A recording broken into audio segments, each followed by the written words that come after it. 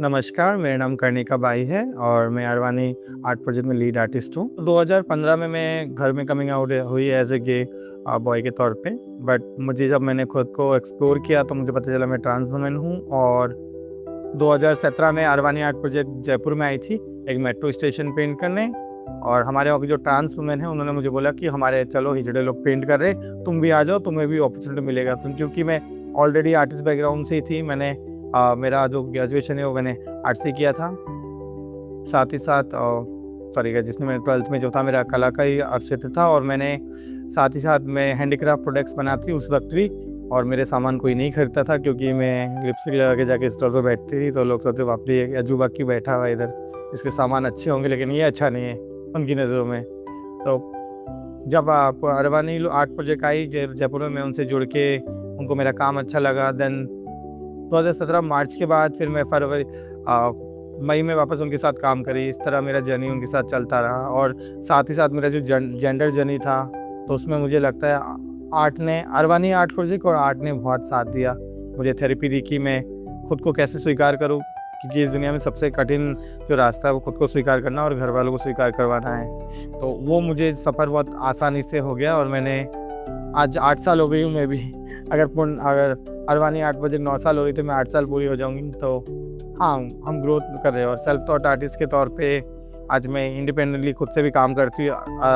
अरवानी के बिना भी मैं काम करती हूँ। मैं जयपुर में म्यूनसिपल कॉर्पोरेशन के साथ अभी ब्रांड एम्बेसडर हूँ। मुझे लगता है अरवानी बहुत एक्सपेरिमेंटल थॉट्स रखती है, क्योंकि अगर आप देखेंगे अभी हमारा जो एक्सेसिबल गैलरी में जो एग्जिबिट हुआ है इसमें हमने सिर्फ एक मीडियम यूज़ नहीं किया। एक्रिलिक के अलावा हमने कपड़े के जो बेस्ड क्लोथ्स है उनके साथ भी हमने एक्सपेरिमेंट करके इस तरह का आर्ट पीसेस बनाया है।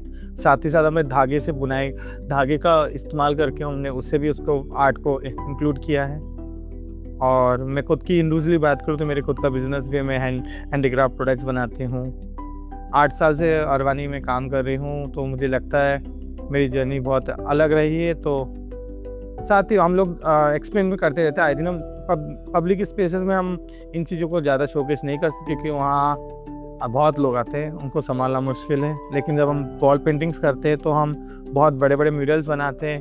हम लोकल लोगों के साथ सेलिब्रेट करते हैं कि आप लोग उस जगह से हो तो आपकी ही पेंटिंग बननी चाहिए, हम औरों की पेंटिंग क्यों बनाएं वहाँ। क्योंकि हम तो बस 4 दिन के लिए आएंगे, पेंट करके चले जाएंगे, लेकिन बाद में आप वहीं रहोगे, आप उसको देख के गर्व करोगे। साथ ही हमेशा याद रखोगे कि ये ट्रांसजेंडर ने बना के गया है, जो हमारे लिए अचीवमेंट होगा और लोगों तक पहुँचेगा कि हाँ हम भी मेन स्ट्रीम के पार्ट है, भले आप नहीं समझते हो। और जब हम स्टोरीज़ की बात करें तो मुझे लगता है हमने जहाँ आज तक गए प्यार अपनापन देखा है, कहीं फील ही नहीं हो कि हम कहीं अभी रिसेंटली वेनिस का एक्सपीरियंस बताऊंगी। मैंने वेनिस बिनाले में रिप्रेजेंट किया था। हम लोग ने 5 दिन के अंदर करीब पूरा 100 मीटर वॉल को पेंटिंग किया था। उस वॉल में मुझे लगता है हमारा देश अभी पीछे नहीं, लोग पीछे हैं, लोगों का माइंडसेट पीछे है। मैं जब उन वेनिस की सड़कों में घूमती थी या कहीं खड़ी हूँ, मुझे कोई देख भी नहीं रहा है। और मुझे उसकी भी आदत सी होगी कि लोग मुझे देखे। जिस तरह आपको रोज़ लोग देखते तो फिर आदत से मुझे क्रेविंग होती थी कि लोग मुझे क्यों नहीं देख रहे। भले अच्छा भाव से देख रहे, बुरा हो, लेकिन वो देख क्यों नहीं रहे आज। लेकिन वहाँ कोई देखने वाला नहीं, आप कौन हो क्या हो कोई फ़र्क नहीं पड़ता, आप जो हो बस अपने में हो, चलते रहो।